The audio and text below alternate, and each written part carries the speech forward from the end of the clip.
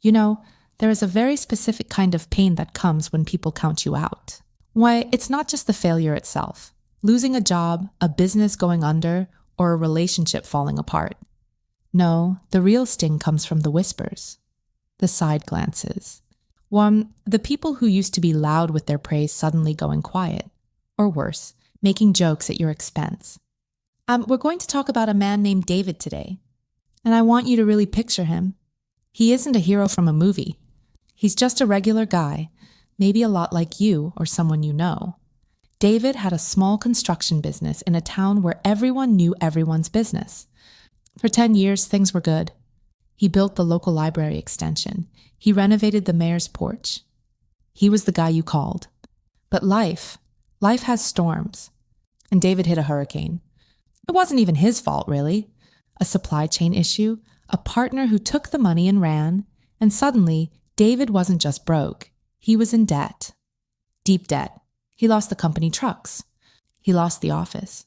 You see, he had to move his family from their nice 2-story house into a small, cramped apartment on the edge of town. Now this is where the mocking started. It wasn't always to his face. It was subtle. He'd walk into the hardware store, just to buy a few nails for a small repair job, and he'd hear the snickers near the register. See that one would say? That's the big shot builder. Can't even afford a full box of screws now. Or he'd be at church, sitting in the back pew, trying to keep his head down, and an old friend would walk by, look him right in the eye, and look away without saying a word. That silence, it shouted louder than any insult. They called him a failure. They said he was washed up. They said God must have turned his back on him because of some secret sin. David heard it all. And being human, he got angry. He lay awake at night, staring at the ceiling, playing out arguments in his head. He wanted to scream at them. He wanted to shout, "I'm still here, I'm still working hard." Turi, he wanted to prove them wrong by making $1 million overnight and rubbing it in their faces. That's the natural reaction, right? The revenge success. But God had a different plan for David's comeback. A quieter plan? One Tuesday, David was sitting in his truck, his old, rusty personal pickup, not the shiny company one he used to have. See, he was eating a sandwich he made at home because he couldn't afford the diner anymore. He was parked near the park, feeling sorry for himself. He saw a woman sitting on a bench. He recognized her. It was Mrs. Gable. She was a widow, lived a few streets over. She was crying. Not loud sobbing, just that quiet, shaking kind of crying where you try to hide your face. David watched her for a long time. The old David, the busy businessman, would have been too focused on his next meeting to notice. But this David, the broken one, he had time. And he knew what pain looked like. He debated with himself. I can't help her, he thought. I can barely help myself. I have $12 in my pocket until Friday. But the Holy Spirit is a gentle nudge that doesn't go away. David finished his sandwich, wiped his hands, and got out of the truck. He walked over. Mrs. Gable? He asked softly. She looked up, startled, wiping her eyes quickly. Oh, David, I didn't see you. Is everything all right? She sighed, looking down at her hands. It's just silly stuff, David.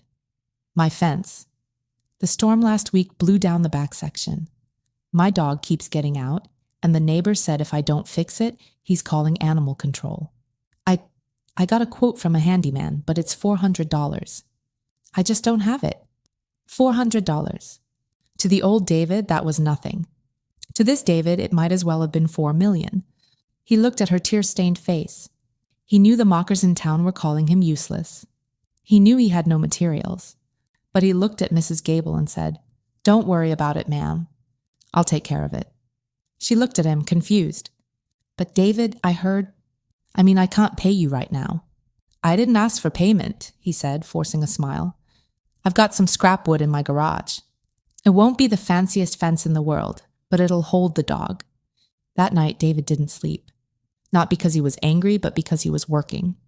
Under the cover of darkness, so no one would see him and ask questions, he loaded up his truck with leftover planks he had saved. He drove to Mrs. Gable's house. He worked quietly. He didn't use power tools because he didn't want to wake the neighbors. Why, he used a handsaw and a hammer, wrapping the hammerhead in a cloth to muffle the sound. Thud, thud, thud. Sweat poured down his face. His back ached. This was humbling work.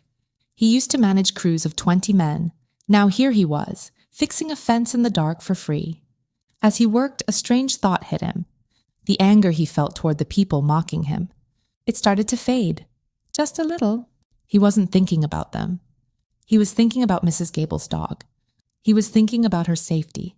He finished around 4 a.m. It wasn't perfect, but it was sturdy. He packed up his tools and drove home before the sun came up. The next morning, he went to the grocery store. He ran into the same group of guys who always laughed at him. "Hey, David," one sneered. "Building any skyscrapers today?" The group laughed. David stopped. Usually he would hang his head. Right, but today his back was a little sore from the manual labor, and his hands had fresh calluses. He looked at the man and just smiled. A real, genuine smile. "No skyscrapers," David said calmly. "Just living." He walked away. He didn't feel the sting as much. Why? Because he had a secret. He knew he had done something good that God saw, even if these men didn't. But here's the thing about seeds planted in secret. They eventually grow above the ground. 2 days later, David was walking past the post office. Mrs. Gable caught him. She grabbed his hand in the middle of the street. "David," she whispered, tears in her eyes again. "I woke up and saw the fence. It's beautiful. I don't know how to thank you." "Just keep it between us," David said. "I don't need the attention." She nodded, promising to keep it quiet. "But you know how small towns are. Good news travels, but it travels slowly at first." David didn't stop there. Why, the feeling of helping, it became addictive. It was the only time he didn't feel like a failure. He started looking for opportunities, specifically, opportunities to help people who couldn't pay him back. He saw a young single mom struggling to get a stroller up the steps of the library. He spent an afternoon building a temporary wooden ramp for the back entrance. He did it while the library was closed, leaving a note saying, "For the moms." He saw the local pastor's car broken down on the side of the road. David wasn't a mechanic, but he pulled over, spent 3 hours in the rain helping him change the tire and get the engine turned over. When the pastor tried to give him $50, David refused. "Put it in the offering plate," he said.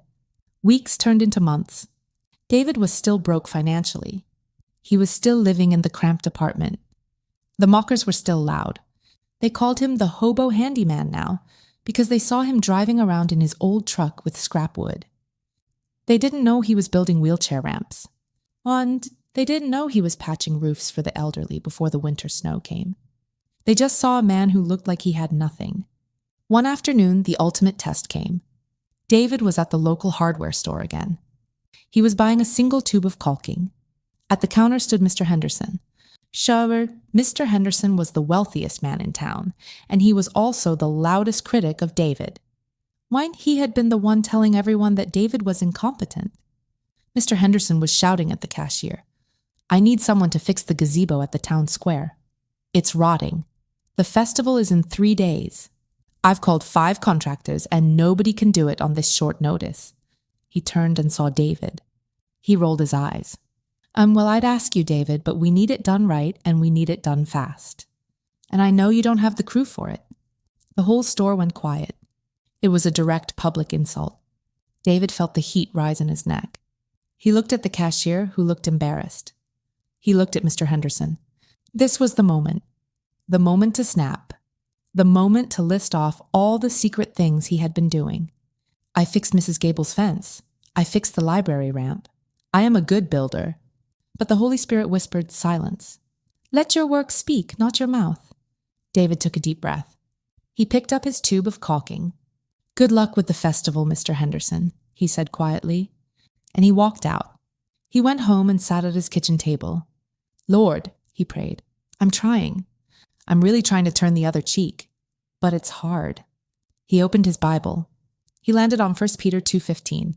"For it is God's will that by doing good, you should silence the ignorant talk of foolish people."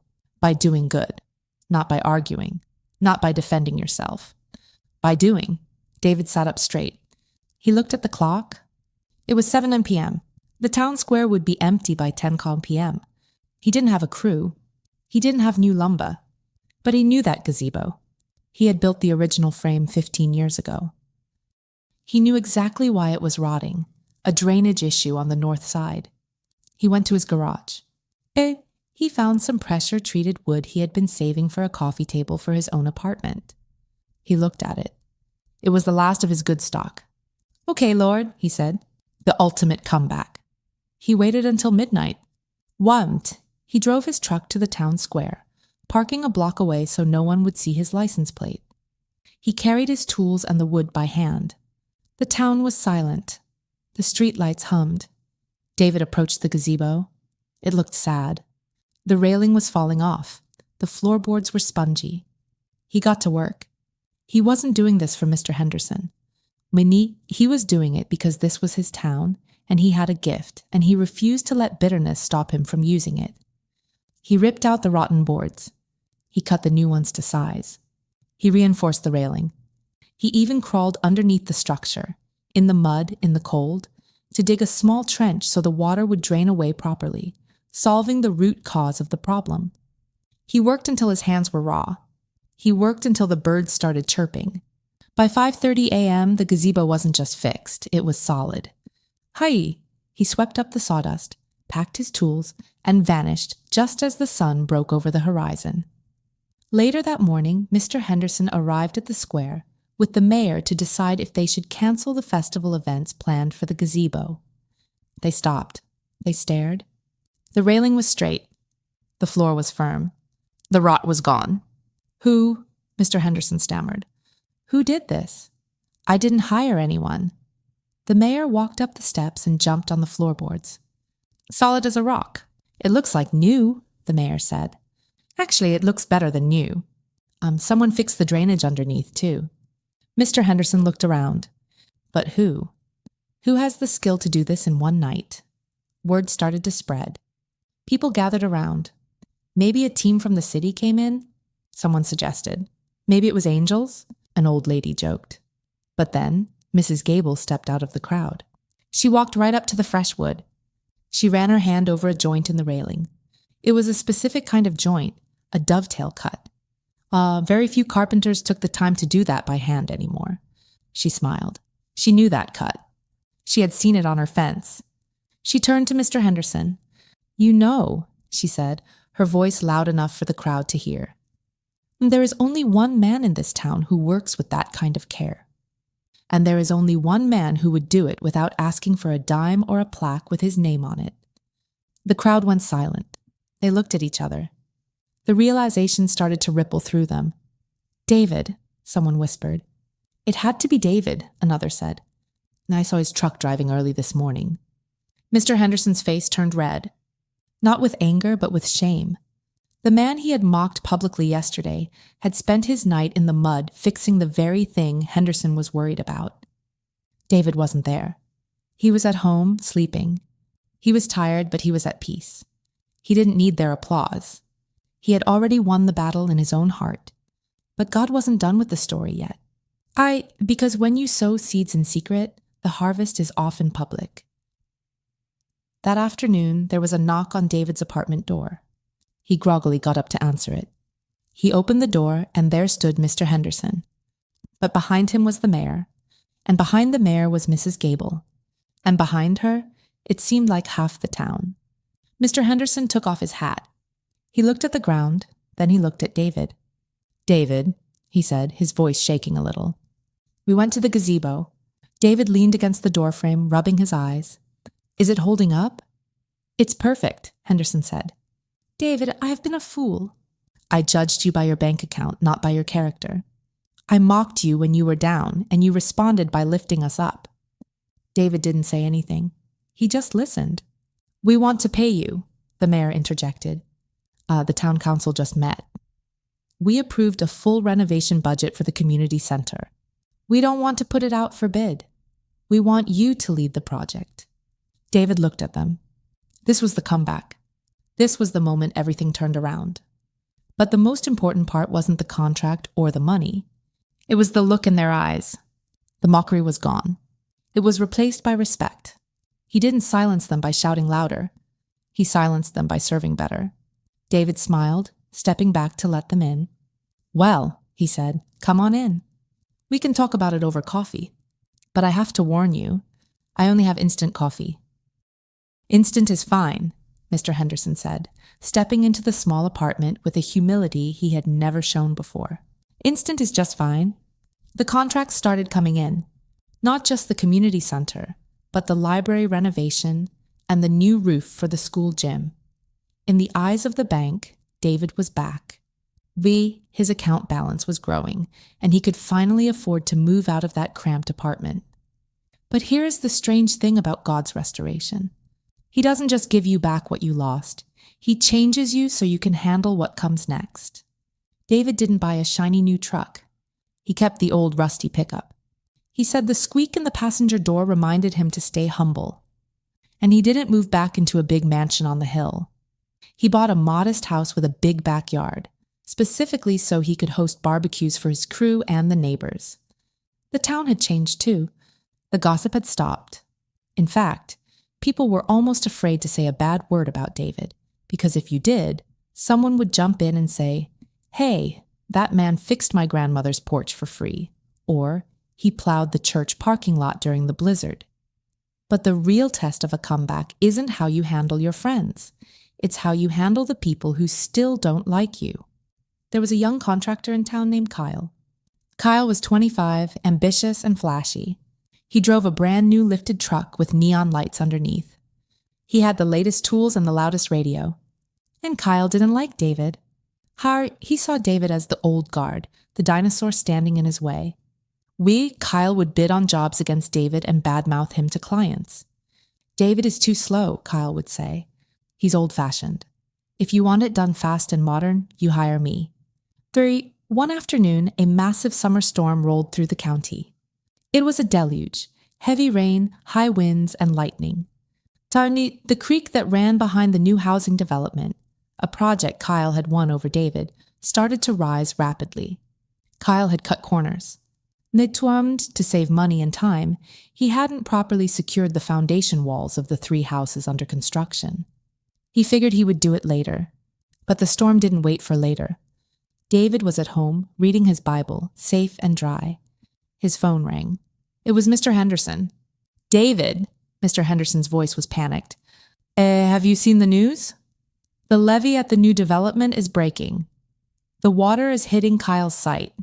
If those foundation walls collapse, the mudslide could take out the existing homes down the hill." David stood up. "Where is Kyle?" "He's down there," Henderson said. "But he's alone. His crew couldn't get there in time. He's trying to sandbag an entire hill by himself. It's hopeless." Now, the human reaction, the flesh reaction, would be to sit back. This was the young man who mocked David. This was the guy who stole his clients. This was justice, right? Kyle was reaping what he sowed. David looked out the window at the pouring rain. He remembered the feeling of being alone, overwhelmed, and mocked. He remembered the darkness. "I'm on my way," David said. He didn't just go alone. He called his crew. "I know it's raining," he told them. "I know it's Sunday, but we have work to do." When David pulled up to the site, it was a disaster. Mud was everywhere. Kyle was knee-deep in sludge, frantically throwing sandbags against a crumbling wall, screaming in frustration. He was crying, actually. He was watching his career about to wash away in the mud. He looked up and saw headlights. Not 1 pair, but 6. David's truck, followed by 5 others. David stepped out into the rain. He didn't say, "I told you so." He didn't say, "You should have built it right." He just shouted orders to his men. "We're grab the plywood, brace the north wall. John, get the pump from the truck. Let's go. Move, move." For 6 hours, they fought the mud. David stood shoulder to shoulder with Kyle. At one point, a heavy beam started to slip, threatening to crush Kyle's leg. David threw his shoulder under it, groaning with the weight, holding it up until 2 other men could secure it. "Why?" Kyle gasped, wiping mud and tears from his face as they took a breath. Why are you helping me? I tried to ruin you." David looked at him, water dripping from his hard hat. "Son, we aren't in the business of ruining people. We're in the business of building. They saved the houses. When the rain stopped around midnight, the walls held. The next day, the story wasn't about Kyle's failure. It was about the rescue. The town was buzzing again. But this time, the lesson went deeper. A week later, Kyle showed up at David's workshop. He looked different, humble. He didn't drive his truck, he walked. "I can't pay you for the labor of your crew," Kyle said, looking at the floor. "I'm almost broke from the damages I do have to fix. But I want to work it off. I'll work for you. For free, until the debt is paid." David put a hand on the young man's shoulder. "You don't owe me a dime, Kyle." "But I mocked you," Kyle said, his voice cracking. "I told everyone you were washed up. And I forgave you the minute I stepped out of my truck," David said softly. "Listen to me. God gave me a second chance when I didn't deserve it. Who am I to deny you one?" David didn't just let Kyle go, he mentored him. He took Kyle under his wing. He taught him that shortcuts always cost more in the end. He taught him that character builds a house better than concrete. 6 months later, the community center was finally finished. It was beautiful. A grand opening ceremony was held. The mayor gave a speech. Mr. Henderson gave a speech. Then, they called David up to the stage. The crowd erupted. It was a standing ovation. These were the same people who had whispered about him in the hardware store. The same people who had turned away in church. Now they were cheering. David walked to the microphone. He looked out at the sea of faces. He saw Mrs. Gable smiling in the front row. He saw Kyle standing in the back, looking proud. He saw his own wife wiping a tear. He waited for the applause to die down. "Thank you," David said quietly. "You know, a lot of people are calling this a comeback. They say I proved everyone wrong." He paused. But I didn't prove anyone wrong. God just proved that he is faithful." He took a worn-out piece of paper from his pocket. "When I was at my lowest," David continued, "when I had $12 to my name and a lot of anger in my heart, I realized something. You can't fight darkness with darkness. You can't silence a mocker by shouting louder than them. You can only silence them by loving them until they have nothing left to say." He pointed to the beautiful oak beams of the ceiling. "This building stands today not because of my skill. It stands because of grace. And then if there is anyone here today who feels like they are finished, like they are too broken to be used, like their mistake is too big to fix, I'm standing here to tell you that the master builder isn't done with you yet." The applause that followed wasn't the polite clapping of a ceremony. It was the emotional release of a town that had learned a lesson. David stepped down from the stage. Mr. Henderson shook his hand, holding it tight with both of his. "You taught us a lot, David," Henderson whispered. David smiled. "We learned it together." As the crowd mingled and celebrated, David slipped out the side door. He walked to his old rusty truck parked in the back alley. He sat in the driver's seat and closed his eyes. "Thank you, Lord," he whispered. "Thank you for the storm. Thank you for the mockery. Not because without them, I never would have learned how to really love." He started the engine. It squeaked just like always. David chuckled, put it in gear, and drove home. Wait, he had a fence to fix for a neighbor down the street, and he didn't want to be late. Years went by. They say time moves faster when you're busy, and David was very busy. But he wasn't busy building empires. He was busy building people. His hair turned completely white. He moved a little slower. He couldn't carry 3 bundles of shingles up a ladder anymore, but that was okay because he had a team of young men who fought over who got to carry them for him. One crisp autumn evening, David was in his workshop. He was packing up a box. It wasn't tools, it was personal things. A framed photo of his wife, his old coffee mug, and that worn-out Bible that had been his anchor through the storm. The door creaked open. It was Kyle. Kyle wasn't the flashy kid in the neon truck anymore. He was a father now. He wore work boots that were scuffed and a shirt that had seen better days. He looked steady, reliable. "You really doing it?" Kyle asked, leaning against the doorframe. "You're really retiring?" David smiled, taping the box shut. "It's time, Kyle. My knees are telling me it's time. My back has been telling me for 10 years. Kyle walked into the room. He looked around the shop, the place where David had taught him everything. Not just how to frame a wall, but how to frame a life. I don't know if I can do it, David, Kyle admitted, his voice quiet. I don't know if I can lead this company the way you did. You have a way with people, even the difficult ones. David stopped. He picked up an old hammer from his workbench. The handle was smooth from years of use.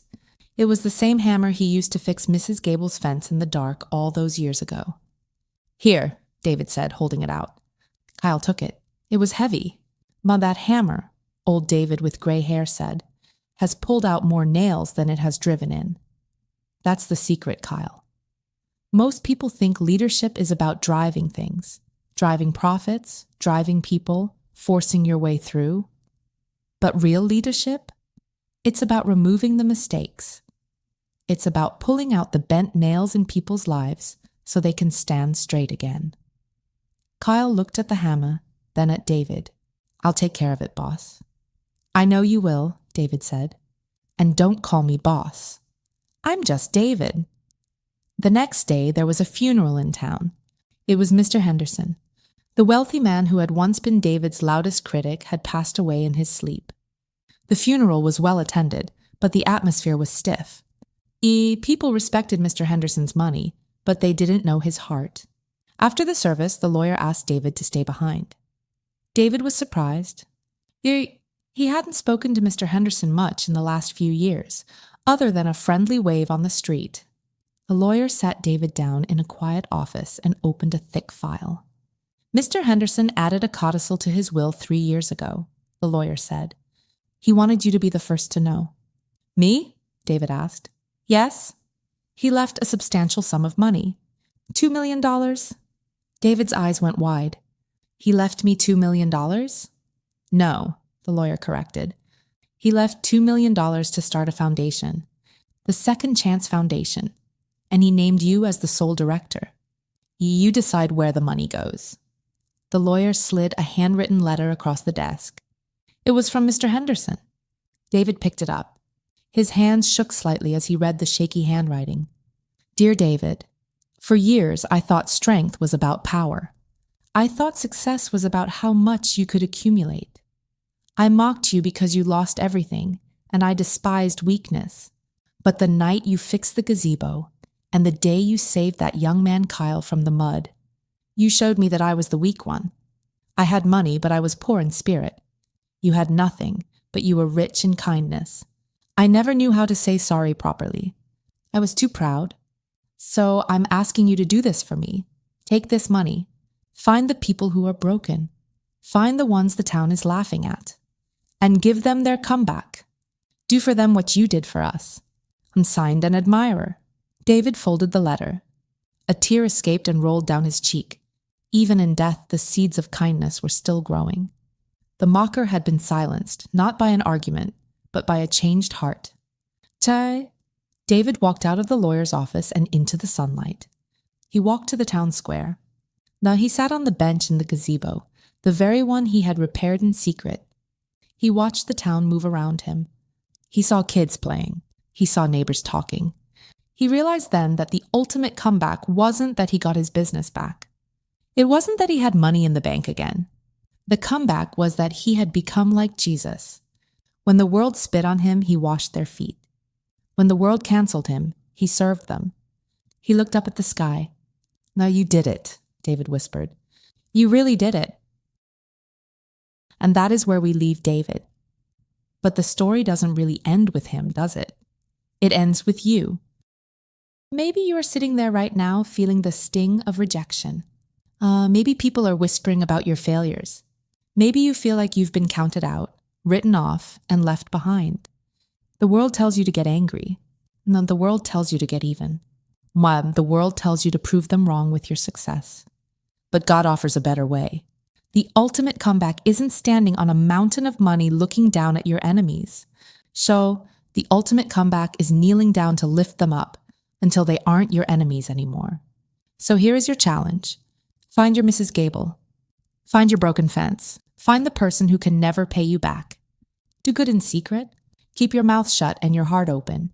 Because the noise of the mockers is temporary. But the echo of kindness, that lasts forever. Be the builder, not the destroyer. This is your comeback waiting to happen. Go and build. And I hope you stick around for our next uploads. See you soon.